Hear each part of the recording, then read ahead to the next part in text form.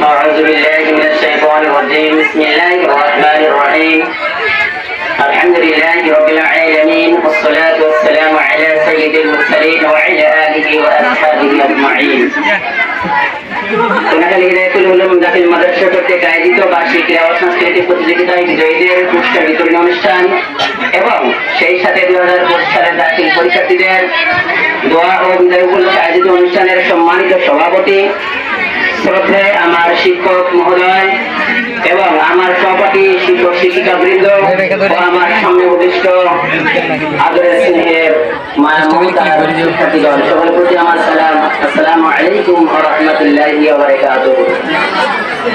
আমার বক্তব্যের শুরুতে এই দু একটা পরিচয় জানাও। আমাদের বিগত খেলাধুলা অনেকে খেলাধুলা অংশগ্রহণ করে কেউ জয়লাভ করতে পেরেছে, কেউ পারেননি। যারা জয়লাভ করেছেন তাদেরকে জানাই ধন্যবাদ ও স্বাগতম। এবং যারা খেলাধুলায় অংশগ্রহণ করেছেন কিন্তু জয়লাভ করতে পারেনি তাদেরকে জানাই সমবেদনা। খেলাধুলা পড়াশোনার একটি অংশ। খেলাধুলা করলে মন মস্তিষ্ক ফ্রেশ থাকে, মন ভালো থাকে, শরীর সুস্থ থাকে, শরীর চর্বি কমে যায়, শরীরের ফিটনেস ঠিক থাকে। এই জন্য পড়াশোনার পাশাপাশি খেলাধুলা করা অতি জরুরি। খেলাধুলা সম্পর্কে অনেক জরুরি বক্তব্য রয়েছে কিন্তু আমি সেদিকে যাচ্ছি না। এখন আসি 2025 সালের দাখিল পরীক্ষার্থীদের বিদায় উপলক্ষে কিছু কথা বলছি। প্রিয় শিক্ষার্থীগণ, তোমরা জানো বিদায় শব্দ খুবই দুঃখজনক। বিদায় কথা মনে পড়লেই চোখ থেকে অনায়াসে কান্না এসে যায়। তবু বিদায় নিতে হবে এবং দিতে হবে, এটাই প্রকৃতির নিয়ম। বিদায় শব্দটি ইংরেজি প্রতিশব্দ হচ্ছে good bye. Saying goodbye doesn't mean forever. It just means you will see again soon. Vishwakarma বলেছেন যে বিদায় মানে শুধু এই জায়গায় তুমি সারা জীবনের জন্য চলে গেলে তা নয়। এর অর্থ এক বিপরীতে তুমি অবশ্যই শীঘ্রই দেখা করবে, তোমাদের সাথে অবশ্যই দেখা হবে। সেই দেখাটা অত্যন্ত আনন্দের। অর্থাৎ আজকে তোমরা বিদায় নিয়ে যখন চলে যাচ্ছ তখন পরবর্তীতে যখন শিক্ষকদের সাথে দেখা হবে, তোমাদের মনের সাথে দেখা হবে, তোমাদের মনের মধ্যে একটা আনন্দ তৈরি হবে। কিন্তু আজকে তোমাদের মনের মধ্যে অবশ্যই একটা দুঃখ বেদনা সৃষ্টি হবে। তবুও তোমাদেরকে বিদায় নিতে হবে এবং দিতে হবে।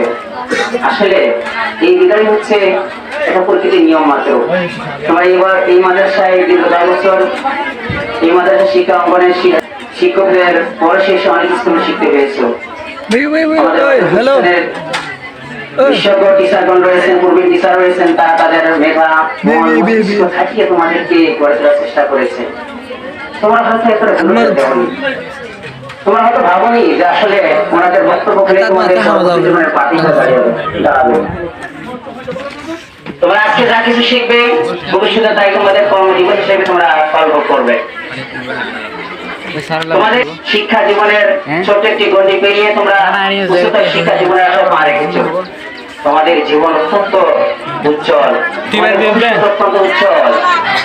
শিক্ষা জীবনের নিম্ন স্তর পেরিয়ে উচ্চতর শিক্ষা জীবনের আশায় তোমরা প্রদর্শন করেছ। তোমাদের এটা অবশ্যই উজ্জ্বল ভবিষ্যৎ। কিন্তু লাইফে যে কাজটি রয়েছে সে কাজটি তোমাদেরকে অবশ্যই করতে হবে এবং দাখিল পরীক্ষার জন্য তোমাদেরকে অবশ্যই প্রস্তুত হতে হবে। কোন অংশে তোমাদের দুর্বলতা রাখা যাবে না। যদি তোমরা নিজেরাই মনে করো যে আমার কপালে যা তাই হবে, শুধুমাত্র কপালের ভুল দিয়ে তোমাদের পরীক্ষা দিতে যাও, তাহলে নিশ্চয়ই তোমাদের আশা পূর্ণ হবে না। কবি যথার্থই বলেছেন, মনোজরে মস্ত আশা স্বল্প সময় বসে অদৃষ্টের বন্ধনেতে দাপিয়ে বৃক্ষারসে। শুধু ভাগ্যের দড়ি দিয়ে পরীক্ষায় গেলে কখনো সফলতা অর্জন করতে পারবে না, তখন বিফলতা নিয়ে বাসায় ফিরতে হবে। আসলে আমরা শিক্ষকগণ কেউ চাই না তোমরা ব্যর্থ হও। আমরা চাই এই শিক্ষা অঙ্গনে প্রত্যেক টিচারের শ্রমটা সার্থক করে তোমরা পরীক্ষায় এ ক্লাস উজ্জ্বল এ ক্লাস পেয়ে ফার্স্ট ক্লাস পেয়ে তোমরা মানুষে ফিরে আসো। এতে করে আমরা আনন্দিত হব, প্রতিষ্ঠান প্রশংসিত হবে, সবচেয়ে সবার আগে আনন্দিত হবে তোমাদের বাবা মা। কিন্তু তোমরা আসলে ছাত্র জীবনের মূল্যটুকুই তোমরা নিজেকে দেওয়া না, অনায়াসে তোমরা অবহেলা করে সময়টুকু কাটিয়ে দাও, কিন্তু তোমার সময় দিয়ে দিতে চাও না, এটা ঠিক হয় না। অবশ্যই তোমাদেরকে সময় মূল্য দিতে হবে, কারণ তোমরা নিশ্চয়ই জানো তাই কয়েক করানো সময় এবং স্রোত তার জন্য অপেক্ষা করে না। সময় একবার পেরিয়ে গেলে তাকে আর ফেরানো যায় না। তোমাদের চলছে যে স্টুডেন্ট লাইফ, আর স্টুডেন্ট লাইফের শুরু আছে কিন্তু শেষ নেই। শুরু আছে কয়েক অক্ষর দিয়ে শুরু আছে, কিন্তু এর কোনো শেষ নেই। শিক্ষক হলেও সারা জীবনে চলা ছাত্র। কবি সুনির্মল মৌসুমীর কথা বলেছেন, বিশ্বজোড়া পাঠশালা মোর সবার আমি ছাত্র, নানাভাবে নতুন জিনিস শিখছি দিবারাত্র। শিক্ষার শেষ নেই, সারা জীবনই ছাত্র। কিন্তু পরীক্ষায় পাশ করতে গেলে, সফলতা অর্জন করতে গেলে তোমাকে অবশ্যই অগ্রিম প্রস্তুতি নিতে হবে। যেমন যুদ্ধ করতে গেলে আগে প্রশিক্ষণ নিতে হয়, আগে ট্রেনিং দিতে হয়। যত বেশি তুমি কঠিন প্রস্তুতি নেবে তোমার জন্য পরীক্ষা তত সহজ হবে।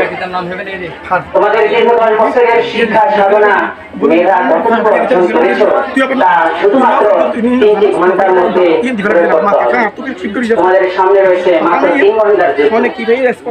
এটা হচ্ছে মেধার যুদ্ধ, কলমের যুদ্ধ। এই যুদ্ধে যত বেশি তার মেধাকে প্রয়োগ করতে পারবে, সে তত বেশি সফলতা অর্জন করে শান্তিতে বাসায় ফিরে আসতে পারবে। আমার অনেক কিছু বলার ছিল, অনেক পেরিয়ে গেছে, আমি আর কিছু বলবো না। তবে এতটুকু বলতে চাই, স্টুডেন্ট শব্দের মধ্যে 6টি যেমন দল রয়েছে, 6টি চরিত্র এখানে লুকিয়ে রয়েছে। স্টাডি মানে পড়াশোনা করা। যদি তুমি পড়াশোনা না করো,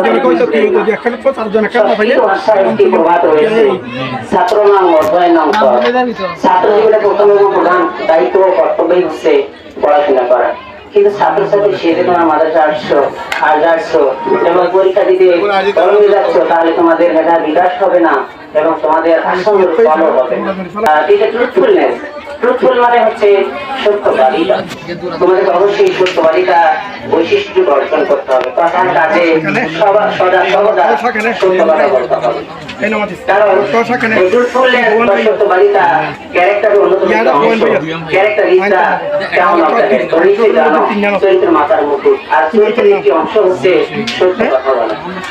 এরপরে চলে আসি ইউনিট মানে ঐক্য। তোমরা যারা পরীক্ষা দিতে যাচ্ছ, একে অপরের মধ্যে একটা ঐক্য ভাব থাকে, একে অপরকে যারা সহযোগিতা করতে পারো, যে যতটুকু সহযোগিতা করতে পারো তোমার করবে।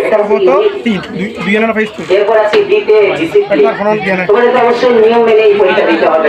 আমি জানি না তোমাদের পরীক্ষা অনেক সময় পরীক্ষাতে গিয়ে রেজিস্ট্রেশন কার্ডে গিয়ে দেখা যায় অনেক জায়গায় রেজিস্ট্রেশন নাম্বার, রেজিস্ট্রেশন জায়গায় রোল লিখেছো, আবার সেট মোডের জায়গায় আরেকটা কিছু লিখছো। তোমরা যদি পরীক্ষায় গিয়ে প্রথম দিন অন্তত বুঝতে না পারো কোথায় কি লিখতে হবে, ভালো কার্ড থাকবে, ভালো কার্ডকে তোমার বলতে চাইলে বুঝতে এখানে কি লিখবো, তোমরা না বুঝে নিশ্চিতভাবে আমার এই কথাটুকু মনে রাখবে যে তোমরা না বুঝে পরীক্ষার খাতায় প্রথম দিকে হোমওয়ার্ক শিটটা থাকে, এখানে তোমরা কখনো কলমের তালিকা হবে না যতক্ষণ না বুঝছো। কারণ ওইখানে তোমরা ভুল করে থাকবে তাহলে তোমাদের রেজাল্ট হবে না, আসবে না। পরীক্ষা যতই ভালো হয়, হোমওয়ার্ক শিট যদি সুন্দরভাবে তোমরা ফিল আপ করতে না পারো। আমি অনেক দেখেছি, এর আগের বারে আমি যখন পরীক্ষার হল গার্ডে পড়েছিলাম, সেখানে দেখেছি বিভিন্ন প্রতিষ্ঠানে স্টুডেন্টরা হিজিবিজি করে ফেলছে, মানে ওরা জায়গায় রেজিস্ট্রেশন আবার বর্ষে আবার রেজিস্ট্রেশনের জায়গায় গিয়ে পরে আবার দেখা গেছে রেজাল্ট আসে। যে তোমরা নিশ্চয়ই এই ধরনের ভুলটা করবে না। তোমাদের আমি সতর্ক করে দিচ্ছি, তোমরা পরীক্ষা হলে গিয়ে দেখবে যে খাতাটা কি লেখা আছে আমি পড়ে পড়ে দেখবে। প্রথম দিন অন্তত পক্ষে প্রথম দিন যেভাবেই ফিল আপ করবে এইভাবে তোমরা পরবর্তী গুলো করবে, তাহলে তোমাদের রেজাল্ট চলে আসবে। আর এরপরে আছে মানে পরিষ্কার পরিচ্ছন্ন। নিজে যেমন পরিষ্কার পরিচ্ছন্নতা বোঝো, যেখানে বলি সেখানে পরিষ্কার পরিচ্ছন্ন থাকতে হবে, মনটাকে ফ্রেশ রাখতে হবে, মনের মধ্যে বুঝে বুঝে নিয়ে আলোচনা করলে হবে। এরপরে সবার শেষে যদি বলি, আচ্ছা কি দিতে হচ্ছে ট্রেজার। ট্রেজার মানে হচ্ছে অর্জিত সম্পদ। এই যে আদর্শ, সত্য কথা বলা, চরিত্র গঠন করা, বিভিন্ন বই পড়ে যে জ্ঞানটা তোমরা যেই জ্ঞানটা পাবে, এটা হচ্ছে তোমাদের অমূল্য সম্পদ। যেতে কি তোমাদের উজ্জ্বল ভবিষ্যৎ কামনা করে আমি আমার সংক্ষিপ্ত বক্তব্য এখানে শেষ করছি।